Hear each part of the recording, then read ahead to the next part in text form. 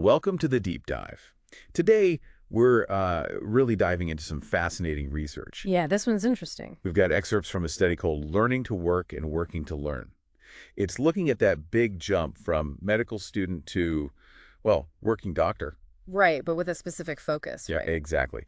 They talked to internship program directors, PDs, over in Sweden. So it's not just the usual story of how tough it is for the new docs. Mm-hmm.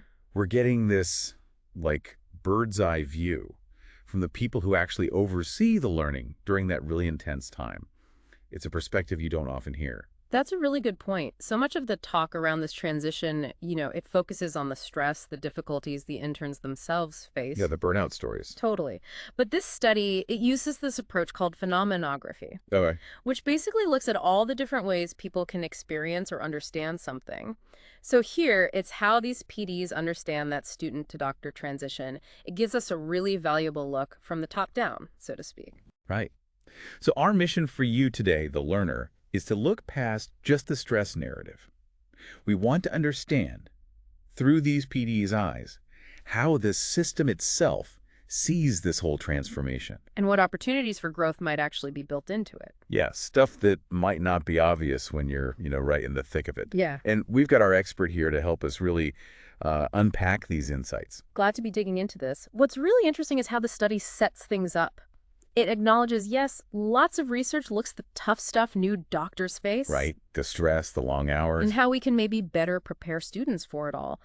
But, and this is key, they point out that healthcare itself is changing so fast. Okay, yeah, let's unpack that a bit. We know it's a pressure cooker those first years. For sure. The study mentions previous work on stress. Yeah. And it makes sense, wanting students to feel more ready. But you're saying healthcare is just a moving target. Precisely. I mean, think about it. New tech all the time, patient needs changing, how teams work. It's super dynamic. So, because you can't really prepare someone fully for something that's constantly shifting, this study flips the script a bit.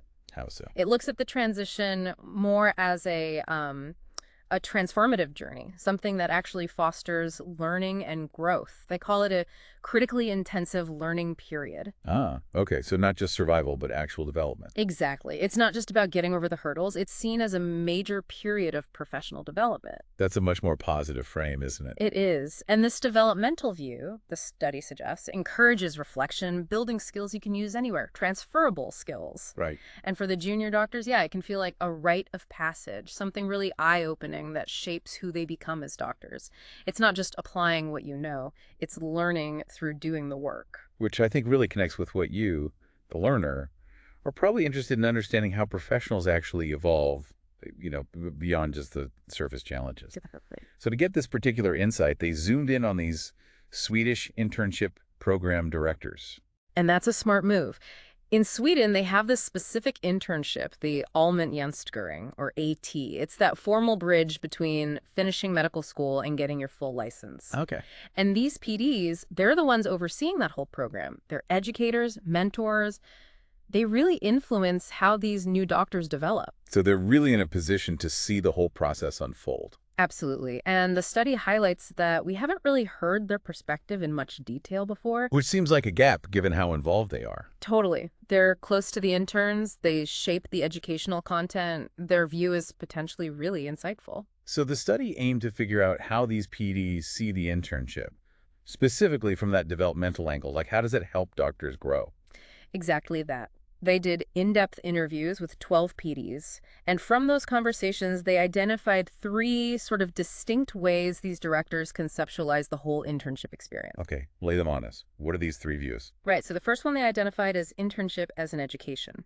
Okay, sounds straightforward. Yeah, in this view, the main thing is hitting those learning objectives, the ones needed by law to get your medical license. Ticking the boxes. Pretty much. PDs with this view often mention using tools like specific booklets or portfolios to track if the interns have covered all the required competencies. One PD literally described sitting down and going through the booklet objective by objective. So, very focused on the formal requirements. How does the learning happen in this model? Mostly through structured stuff, lectures, seminars. The educators are seen as the knowledge providers, basically passing on the information. Right. And interestingly, these PDs felt the internship gives interns a special mandate to actually prioritize that learning over just clinical service. Oh, that's interesting. So they have permission to learn, almost. Yeah, more so perhaps than other junior doctors outside this specific program. Another PD said the structure itself, objectives, supervised sit-ins with seniors, the final exam, Right. that's what drives the learning here. Okay. And the intern's role in this view, still very much a student.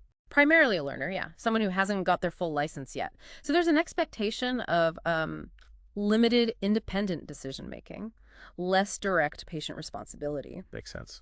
The PDs here see themselves as providing safety nets, protection, and they stress the importance of broad exposure, seeing lots of different patients, different settings, just getting that overview. Okay, that sounds like a necessary foundation. Get the basics, see the landscape. What's the second perspective? The second one is internship as working as a doctor. Ah, okay, shift in emphasis. Big shift. Yeah. Here, the focus is much more on the practical side, putting theory into practice, practical doctoring. Right. The goal for these PDs is producing well-functioning clinicians, making sure they're employable, ready for the job. So more about job readiness. Yeah. They still value the theory, obviously, but they believe the really crucial learning happens through the day-to-day work. The tasks, the patient interactions, learning from colleagues. One PD put it really simply, the job is the education. Okay, so less formal lectures, more learning by doing. Kind of. Educators are still important, but more as clinical instructors, showing how things are done in practice, like a do-as-your-master kind of approach. Apprenticeship style. A bit like that, yeah. And the interns, they're seen more as future colleagues now, developing their decision-making, taking on more responsibility. But still supervised. Oh yeah, always some supervision. Shared responsibility for patients. Practice and safety, as one PD called it.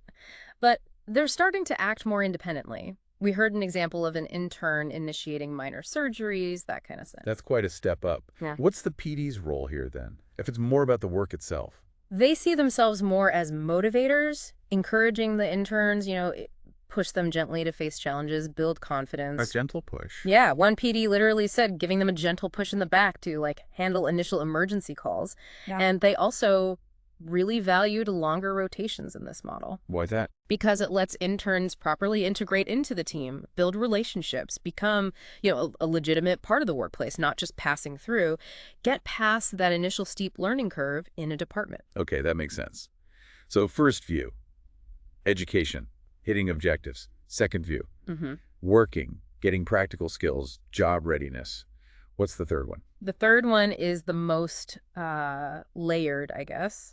Internship as a space for learning through work. Okay, space for learning through work. What does that mean? It goes beyond just training or job experience. This is about the whole package, personal and professional development, really growing into the role of being a doctor. Holistic. Very. One PD talked about using your own persona as a tool in medicine, and the internship being the time to figure that out, find harmony in it. Wow, that's quite deep. What drives the learning here? The intern's own motivation is seen as absolutely key, their inner drive. Intrinsic motivation. Exactly. The structure provides the space and resources, sure, but how much they learn really depends on their own engagement, their curiosity. This inner drive is the most important thing, one PD said. And crucially, the understanding here is that the internship's main purpose is to allow work for the sake of learning, guided by educational needs first, not just hospital service demands. So the work serves the learning, not the other way around. Ideally, yes. Clinical work should be synonymous with educational work, was how one PD put it.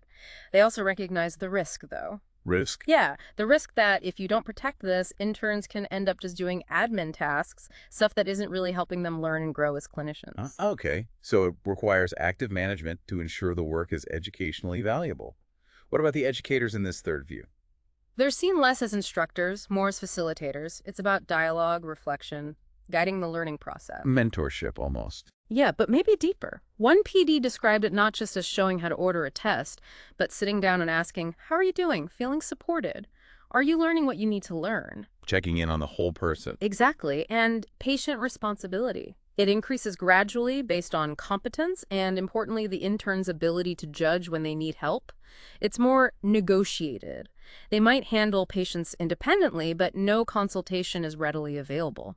And the PDs, how do they support this deeper learning?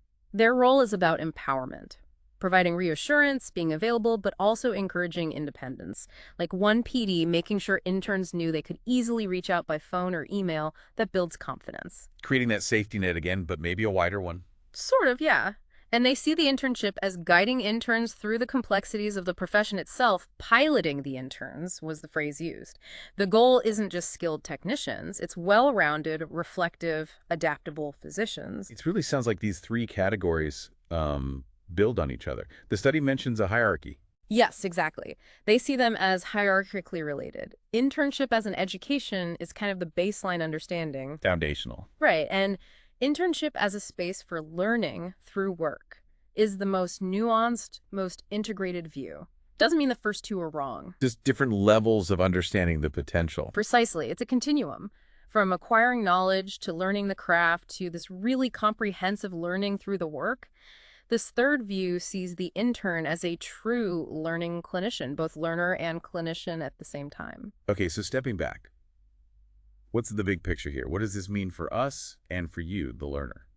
Well, I think it really highlights that the people overseeing this tough transition do recognize how vital it is for professional growth.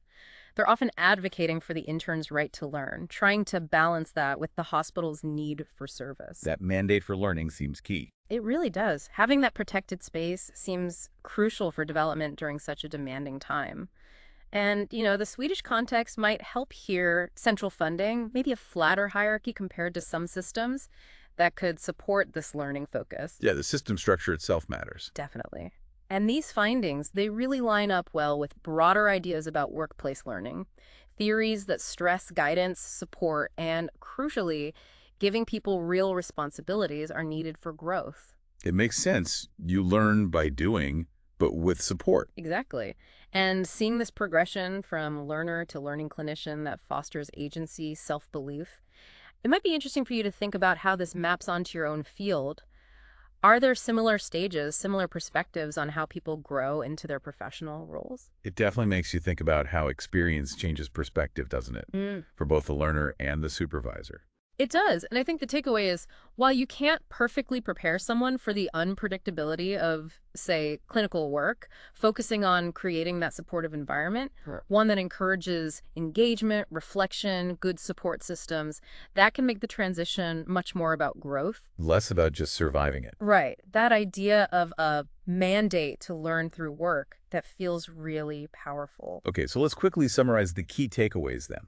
This transition from student to doctor, it's complex, and the people in charge see it in different ways. Yeah, from basic education to practical work to this deeper learning through work. And moving towards that learning through work idea seems like a more holistic, maybe more effective approach. Really helps new professionals grow. Empowers them, yeah. And that specific idea of a protected mandate for learning, that's really interesting.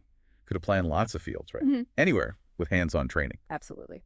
Which brings us to a final thought for you, the learner. Yeah. Thinking about these different views, what are the mandates for learning, explicit or maybe just implied, in your line of work? And could a more deliberate focus on learning through work, thinking about mentorship, feedback, that balance between doing tasks and actual learning, could that boost development for people in your field? Yeah, reflecting on your own work context through that lens. Yeah. What's prioritized? The task or the learning? That could be really revealing. Exactly. Food for thought. Definitely. Well, this has been a fascinating deep dive into how professional development happens, at least in this specific medical context. The full paper obviously has even more detail if you want to dig deeper. Yeah, looking into phenomenography or workplace learning theories could give you even more framework for thinking about this stuff. Absolutely. Thanks for joining us for this deep dive.